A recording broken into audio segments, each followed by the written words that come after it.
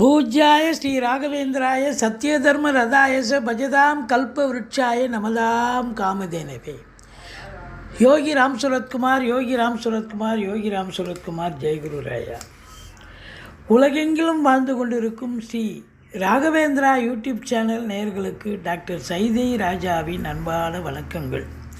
நாம் இப்பொழுது இந்த எபிசோடில் வார ராசி பலன்கள் வாக்கிய பஞ்சாங்க அடிப்படையில் 1/7/2024 முதல் 7/7/2024 வரைக்கும் உள்ளடக்கிய நாட்களுக்கு கிரகங்கள் எப்பேற்பட்ட பலன்களை வழங்கப் போகிறது என்பதை பார்க்கலாம் வாங்க.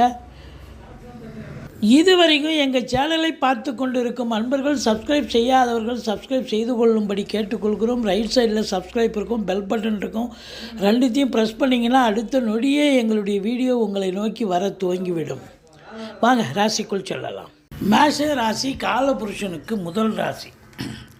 அஸ்வினி பரணி கார்த்திகை முதல் பாதம் உள்ளடக்கியது. ராசிநாதன் செவ்வாய் பகவான் ராசியில் அமர்ந்திருக்கிறார். 2ஆம் இடத்துல குரு இருக்கிறார். 12ல் ராகுவே இருக்கிறார். 11ஆம் இடத்துல சனி பகவான் இருக்கார். கிரகங்களுடைய சஞ்சார நிலையை பார்க்கும் பொழுது இந்த மேஷ ராசி அன்பர்களுக்கு இந்த வாரம் சுமாராக இருக்குமா சூப்பராக இருக்குமா அப்படின்னா கண்டிப்பாக சூப்பராகவே இருக்கணும் அப்படின்னு சொல்லணும். ராசிநாதன் ராசியில் இருக்கிறது பெரிய சிறப்புங்க. அவர் என்ன 12 மாதமாக அங்கேயே உட்காந்துருக்க போகிறாரு. 1.5 மாதம் தான் இருப்பார். இந்த 1.5 மாதம் ராசியில் இருக்கிறதுக்குள்ளே அவர் நல்லது செஞ்சாகணும் அந்த ராசிக்கு, இல்லையா? எந்த ஒரு வீட்டுக்கும் அந்த வீட்டு அதிபதி அங்கே வந்தால் அது பொற்காலம் தானேங்க. அப்போ ராசிநாதன் ராசியில் இருக்கிறது சிறப்பு தானே. நீண்ட நாள் எண்ணங்கள் கோரிக்கைகள் நிறைவேறும், உங்கள் அபிலாஷைகள் நிறைவேறும், உங்கள் எண்ணங்கள் பூர்த்தியாகும். கௌரவம் புகழ் அந்தஸ்து செல்வாக்கு தன்னம்பிக்கை ஏற்படக்கூடிய காலம். இருந்த போதிலும் ராசியில் செவ்வாய் இருந்தாலும் சனி பார்க்குறேன். அப்போ கொஞ்சம் மந்திரிச்சு விட்ட மாதிரி இருப்பீங்க, டென்ஷனாக இருப்பீங்க, பரபரப்பாக இருப்பீங்க அப்படின்னு சொல்லணும். இந்த செவ்வாயினுடைய ஆதிக்கம் நிறைந்த அதாவது இந்த விவசாயம் சார்ந்த பிரிவு, பிளாட் ப்ரமோட்டர்ஸ், பில்டர்ஸ், கட்டிட கலைஞர்கள், இடம் வாங்கி விற்கக்கூடிய அன்பர்கள், இவங்க எல்லோரும் கொஞ்சம் அதிகப்படியான முயற்சி உழைப்பு தேவைப்படுகிறது. மற்றபடி 2ஆம் இடத்தில் குரு இருப்பது மாபெரும் சிறப்பு. எது எப்படி ஆயினும் பண வரவு என்பது இரட்டிப்பாக இருக்கும். குடும்பத்தில் நிம்மதி, சந்தோஷம், குதூகலம் ஏற்பட போகிறது. இதில் மாற்று கருத்துக்கே இடம் கிடையாது. 2ல் குரு இருந்தால் அது அதனுடைய வேலையை செய்யும். சந்தோஷமாக இருப்பீங்க. சுப நிகழ்ச்சிகள் நடத்துவார்கள். குடும்பத்தில் வெளியார் சுப நிகழ்ச்சிகளுக்கு சென்று விட்டு வர முடியும்.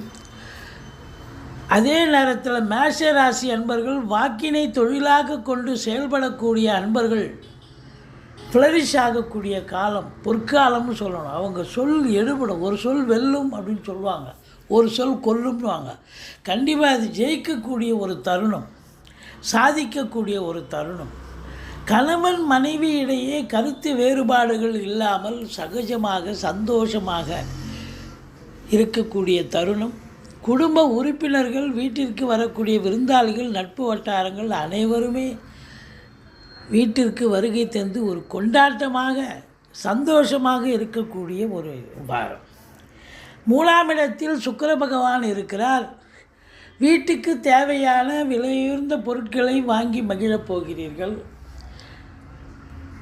வீட்டுக்கு தேவையான விலையுயர்ந்த பொருள், இல்லைன்னா பிள்ளைகளுக்கு கம்ப்யூட்டர், லேப்டாப், ஃப்ரிட்ஜு போன்ற அல்லது ட்ரெஸ் மெட்டீரியல், ஆர்னமெண்ட்ஸ் வாங்கி தரக்கூடிய ஒரு சூழல் கண்டிப்பாக ஏற்படும். 4ஆம் இடத்துல புதன் இருக்கார். 3க்குடையவன் 4ல் போய் இருக்கிறார். முயற்சி ஸ்தானாதிபதி. நீங்கள் எடுக்கும் எந்த முயற்சியாக இருந்தாலும் படிக்கிற பிள்ளைகளுக்கு அது சாதகமாக அமையும். வண்டி வாகனங்கள் ஆதாயத்தை தரும். அசையா சொத்துக்கள் மூலம் வருமானம் கிடைக்கும். மற்றபடி 5ஆம் இடத்தை பூர்வ புண்ணிய ஸ்தானத்தை சனி பார்ப்பது சரியல்ல. அது சிம்மத்தை, சூரியன் வீட்டை சனி பார்த்தால் 5ஆம் இடம் பாழ் அப்படின்னு சொல்லணும். குலதெய்வத்தின் அனுகிரகம் அதை காம்பன்சேட் பண்ணுறதுக்கு நீங்கள் குலதெய்வ வழிபாடு பண்ணுங்கள். ரிஷிகள் முனிகள் குருமாருடைய ஆசீர்வாதத்தை பெற்று வாருங்கள். பெரியவர்கள் வீட்டில் இருக்கக்கூடிய பெரியவர்களை நமஸ்காரம் பண்ணுங்க. ஏன்னா பூர்வீகத்தில் ஏதாவது ஒரு பிரச்சனை வரும். யாராவது உங்கள் சொத்துக்கு ஆட்டையை போடுறதுக்கு யாராவது சும்மா வருவாங்க ஒரு இதுக்காக. கடைசியில் பார்த்தீங்கன்னா நீங்கள் தான் ஜெயிப்பீங்க. சட்ட ரீதியாக அவங்க ஜெயிக்கிறதுக்கு வாய்ப்பு இருக்காது. இருந்தாலும் சில பிரச்சனைகள் தோன்றக்கூடிய ஒரு சூழல். பிள்ளைகளுக்கு உடம்பு முடியாமல் போகலாம். பிள்ளைகளுடைய கல்வி கொஞ்சம் தடைபடவோ அல்லது கல்வியில் கொஞ்சம் ஹார்ட் ஒர்க் பண்ண வேண்டிய சூழ்நிலையும் இருக்கலாம். ஏன்னா 5ஆம் இடம் என்பது சந்தோஷத்தை தரக்கூடிய இடம்.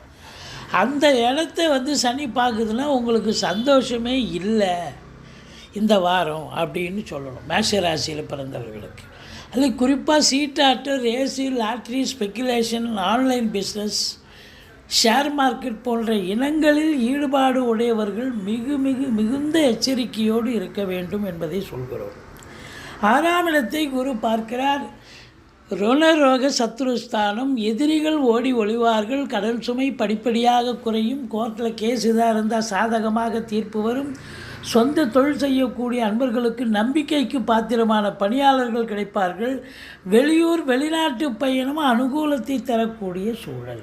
7ஆம் இடத்து அதிபதி சுக்கிரன் 3ஆம் இடம் முயற்சி ஸ்தானத்தில் இருக்கிறார். வாழ்க்கை துணை அல்லது மனைவியால் உங்களுக்கு நல்லது நடக்கக்கூடிய ஒரு சூழல். நண்பர்களால் ஆதாயம் பிறக்கக்கூடிய ஒரு தருணம். 8ஆம் இடத்தை குரு பார்க்கிறார். 8ஆம் இடத்தை குரு பார்க்கிறார் என்று சொன்னால் எந்த ஒரு அசிங்கமோ அவமானமோ ஏற்பட்டு விடாது. மாறாக நல்லது நடக்கும். திடீர் அதிர்ஷ்ட வாய்ப்புகள் தேடி வரும். வீட்டில் வயதான பெரியவங்க உடம்பு முடியாமல் இருந்தால் இப்போ இந்த தருணம் பார்த்தா எழுந்து உட்காருவாங்க. அவங்க நடமாட தூங்குவாங்க. வரா கடன்கள் வசூலாகும். இன்சூரன்ஸ் பணம் கிளைம் ஆகி கைக்கு வரக்கூடிய ஒரு காலகட்டம். வாரிசே இல்லாத குடும்பங்களுக்கு உங்களை வாரிசாக நியமித்து அவங்களுடைய சொத்து நகை நட்டு லிக்விட் கேஷ் உங்கள் பெயருக்கு மாற்றி எழுதக்கூடிய விபரீத ராஜயோகம் ஒரு சிலருக்கு அமையும். அடுத்தது பார்த்தேன்னா 9ஆம் இடத்து அதிபதி பாக்கியாதிபதி குரு 2ல் இருக்கார். குடும்பத்துக்கு நல்ல பாக்கியங்களை தரக்கூடிய அமைப்பு இருக்குது. நல்ல வருமானத்தை தரக்கூடிய சூழல் இருக்குது. பார்வை 10ஆம் இடத்தை பார்ப்பதால் தொழிலில் மேன்மை, உத்தியோக மேன்மை கண்டிப்பாக உண்டு. இந்த மேஷ ராசியில் பிறந்த அன்பர்கள் வேலைக்கும் போல தொழிலும் பண்ணல, நாங்கள் என்ன பண்ணலாம் அப்படின்னாக்கா ஒரு ஜோசியரை அணுகி நீங்கள் தொழில் பண்ணலாமா வேலைக்கு போகலாமான்னு கேட்டு அதுக்கு தகுந்த மாதிரி நீங்கள் வேலைக்கு போகிறதா இருந்தால் எந்த டிபார்ட்மெண்ட்டில் சேரணுமோ அந்த வேலைக்கு போக முடியும். தொழில் பண்ணுறதா இருந்தால் தொழில் தாராளமாக பண்ணலாம். சனி பகவான் வக்ரகதியில் இருக்கிறார். சனி பகவான் 11லிருந்து இது நாள் வரைக்கும் மேஷராசி அன்பர்களுக்கு தொட்டதெல்லாம் தொலைங்குச்சு.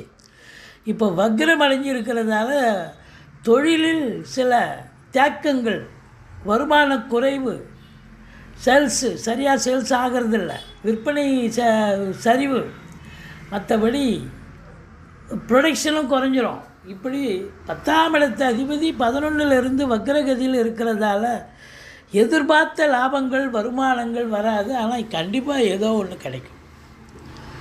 சொந்த தொழில் பண்ணுறவங்களுக்கு, உத்தியோகத்தில் இருக்கிறவங்களுக்கும் அப்படி தான் எதிர்பார்த்த ஒரு நல்லது நடக்காது. காத்திருக்கிறவங்களுக்கு கொஞ்சம் கஷ்டமாக தான் இருக்கும். மற்றபடி 12ஆம் இடத்தில் ராகு இருக்கிறது. வெளியூர் வெளிநாட்டு பயணம் அனுகூலத்தை தரும். அந்நிய பொருளாதாரம் வீடு தேடி வரப்போகிறது. இந்த மேஷ ராசி அன்பர்களுக்கு சொத்து பத்துக்கள் வாங்குவது விற்பது நிலையில் இருக்கும் அன்பர்கள் சிறப்பாக இருப்பீர்கள். நிச்சயமாக ஏதாவது சொத்து பத்து வாங்குவீங்க.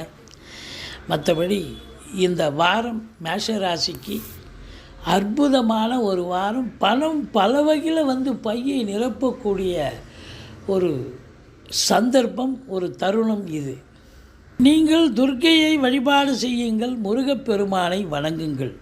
வாழ்க்கை வளமோடும் நலமோடும் அமையப்போகிறது. எங்களுடைய வீடியோ பிடிச்சிருந்தால் லைக் பண்ணுங்கள், ஷேர் பண்ணுங்கள், சப்ஸ்கிரைப் பண்ணுங்கள். மறக்காமல் சப்ஸ்கிரைப் பண்ணுங்கள். நன்றி. வாழ்க வளமுடன்.